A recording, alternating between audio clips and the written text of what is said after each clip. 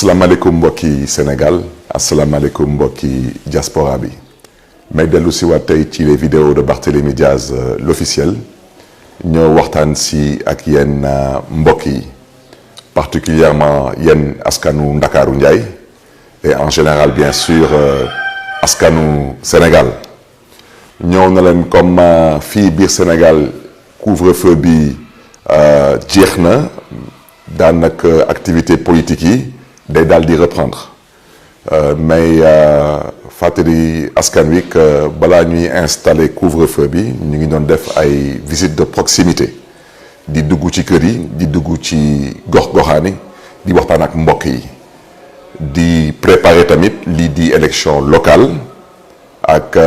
tamit jéem a xool nu ñu mën a doon bennoo pour mën a siggil Sénégal ci élection législative yi. mbokk yi lu tax lu mu leen di wax mu nekk lu ma ñor te ma am yaakaar dina tamit doon lu leen di ñor parce que lu jot a xew ci fan yu ñu passé nii mooy xeex yu askan wi doon xeex pour jëlee fi nooteel ak yebel xeex boobu naam am nañ ci kontante wante damay ñaax askan wi bu leen ci naagu parce que waa ji di président Macky Sall du dellu ginnaaw bu leen ci am xel ñaar du bàyyee tamit lu mu nekkee woon parce que moom moo xam lu ko mbir bi jaral wante lu mu leen bëgg a wax mooy yéen lépp lu ngeen am ci yaakaar ci ëllëgu Sénégal nu ko doon waxee ci tubaab Albert Einstein nee na il ne faut pas compter sur ceux qui ont créé des problèmes pour les régler daanaka su ma ko tënkee ci wolof mooy bu leen am yaakaar ci saay-saay yi ngeen xam ne ni ñoom ñoo leen indil ay tolof-tolof pour ñoom ñu daal di lijjanti seen tolof-tolof duñ ko def kon nag képp ku leen bëgg a gëmloo ni que président Macky Sall dina amnistier Karim Wade ne leen ko Barthélémy Diaz nee na wax jooju dëppawul ak dëgg képp ku leen bëgg tamit gëmloo ni que dina gracier wala dina amnistier maa ngi jégalu di amnistier plus ou moins kii di Khalifa Sall tamit ne leen ko Barthélémy Diaz lu mu wax mooy wax jooju dëppul ak dëgg su leen waxee tamit que président Macky Sall dina def kenn lay kattanam pour que procès caaxaan bu ñuy woy mooy seen procès affaire Sweet Beauté Macky Sall dina ci def kenn kattanam pour que kii di Ousmane Sonko ñu mën ko setal tamit na ngeen ko wax ni que Barthélémy Diaz nee na wax jooju dëppul ak dëgg kon nag lii di fulla lii di fayda lii di jom ak gëm ëllëgu Sénégal mooy ñu bokk ndey bokk baay mën a doon benn say ci élection locale loolu mën a nekk tamit benn exemple pour ñu mën a gën a yombal lii di unité bu ñuy namm ci élection législative ci 2022 bi parce que suñu nammee ñun amnistie mooy moo xam ci Karim Wade moo xam ci Khalifa Sall suñu nammee non-lieu moo xam ci Barthélémy Diaz ci fusillade bi moo xam ci Ousmane Sonko ci waxu caaxaan yu ñu wax ci waxu affaire Sweet Beauté boobu daanaka foog ñu nekk benn am ndam ci élection député mën a am cohabitation parce que amnistie du président mooy amnistier assemblée nationale mooy voter loi pour amnistier te président Macky Sall may biralaat wax ji te man ak yéen xamante nañu man du ma waxantu président Macky Sall du fi amnistier kenn parce que xam na lu koy xaar président Macky Sall du fi joxe benn instruction pour ñu setal fi Barthélémy Diaz wala ñu setal fi Ousmane Sonko du ko fi def parce que dafa am lu ko mbir bi jaral kon nag yenn askan wi yéen ñaa leen nar a amnistier ñu ngeen nam ma ñoom ñu bokk ci élection président yéen ñaa leen nar a def seen kenn kattan ba justice bi setal Ousmane Sonko parce que Ousmane Sonko lu ma doon wax ci moom waxut naa ko ba pare lu ma xalaat ci Ousmane Sonko wax naa ko ba pare te ñu ko jotloon dégg tamit ma baaxee leen bii. Sonko nit ku baax la d'abord jullit la man ci lu ma gis ak ci lu mu dégg nit ku bëgg Sénégal la lu ma waxoon ci Khalifa Sall moom lay wax ci Ousmane Sonko moo tax moo xam yaayam moo xam ay soxnam moo xam ay doomam nañu am kontante ci seen doom seen jëkkër seen pap parce que Ousmane ku dara jàppale la te ku dara wóoru la bu ci des may waxaat bii mooy la dernière fois may indi démenti man dama bëgg askanu Sénégal ñu jàppale ni boobu man dama leen respecté te man du ma laam-laame du ma waxaale nit nor ma respecté bii mooy dernière fois bu may indi démenti maa ngi jéglu nag bu baax a baax ci askan wi wante yéen nangu leen nangu kuy fooye seen xel munu leen gis ay nit yu mel ni Barthélémy Dias saa bu du fa boppam ma jox leen suma lépp teg ci nag fulla ak fayda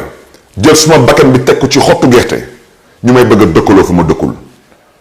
ku ma respecté wul ma respecté suma bopp bii mooy dernière fois bu may indi démenti na ngeen xàmmee ak di ràññee baat bi waaw te nee naa leen saay bu may wax man Barthélémy Dias damay wax ngeen di gis suma kanam dama bëgg ngeen ànd ak seen xel te ngeen di dëgg dàcc le 5 mars 2019 fii ci réew mi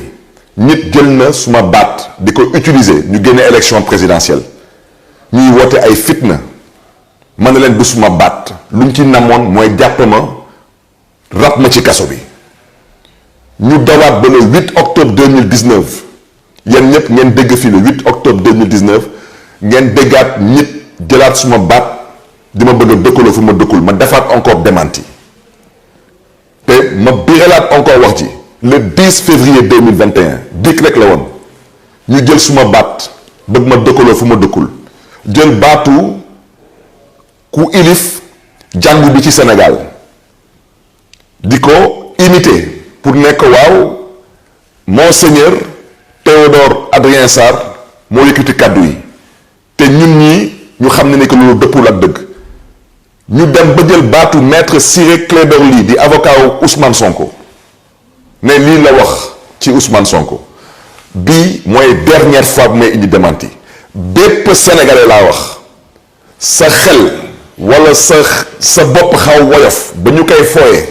ba nga bëgg a gëmloo ni que waa damaa dégg baatu Barthélémy Dias yow mii ne la yàlla may xolu muñ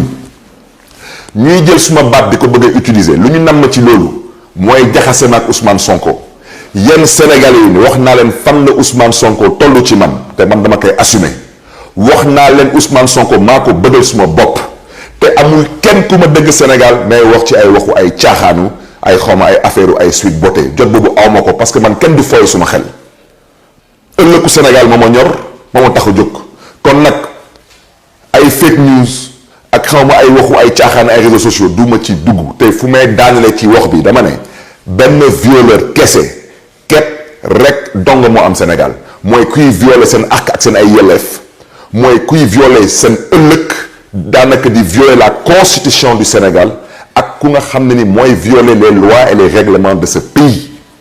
kooku c'est le seul violeur dans ce pays nee naa leen lu ma xalaat ci Ousmane Sonko ku ko mën a gëm nga gëm ko ku mënul gëm na la yàlla may xolu muñ te ku ma dégg na ngeen jàppale Ousmane Sonko parce que ku jar a jàppale la fa laa mën a yem ci wax ci bu ci des nag mbokk yi maa ngi ñaax ñépp ñu bokk ndey bokk bàyyi fu ñu jëm ku bëgg a dem nañu ku bëggul dem nañu parce que Sénégal kenn moomu ko du moomeelu kenn et je reviens à ce que j'ai dit il faut une unité et à ce titre j'invite tous les Sénégalais à faire preuve de patriotisme et de responsabilité il n'est pas une fois de plus l'heure de prêter le flanc ou d'être faible d'esprit kon nag mbokk yi di gërëm ñëpp di sant ñëpp di jégul tamit ñëpp di jox tamit dig ndaje askanu Ndakaaru di ngeen ñu gis di ñu dégg ci gox-goxaati biir Dakar je le répète nous sommes candidats à la mairie de Dakar c'est notre responsabilité c'est notre choix et avec le peuple de Dakar nous allons redresser une fois de plus la barre je rappelle que Dakar n'est pas négocié Dakar ne disparaîtra pas le maire de Dakar ne sera pas non plus nommé par décret présidentiel et à ce titre nous tendons la main à toutes les forces vives de la nation forces politiques force de la société civile force syndicale pour mën a bokk ndey bokk baay may biiralaat wax ji mais ci insister waat foofu lay daanelee il faut une unité pour élection locale pour loolu mën a doon benn test pour élection législative loolu mooy tax ñu am cohabitation mën a imposer suñu amnistie ak mën a imposer suñu ay non-lieu ba ñëpp mën a bokk ndax tamit askanu Sénégal mën a tànn seen njiit di gërëm ñëpp di sant ñëpp jërë ngeen jëf